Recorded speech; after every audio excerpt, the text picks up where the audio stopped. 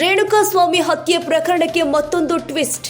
ಪದೇ ಪದೇ ಹೊಸ ಫೇಸ್ಬುಕ್ ಐಡಿ ಕ್ರಿಯೇಟ್ ಮಾಡ್ತಾ ಇದ್ದ ರೇಣುಕಾಸ್ವಾಮಿ.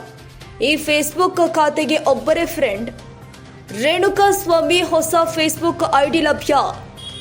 ಆತ ಕೊನೆಗೆ ಕ್ರಿಯೇಟ್ ಮಾಡಿದ್ದ ಫೇಸ್ಬುಕ್ ಐಡಿ ರೇಣುಕಾಸ್ವಾಮಿ. ಸದ್ಯ ಫೇಸ್ಬುಕ್ ಐಡಿ ಚೇಂಜ್ ಮಾಡ್ತಾ ಇದ್ದವರ ಬಗ್ಗೆ ಹೆಚ್ಚಿನ ಅನುಮಾನ.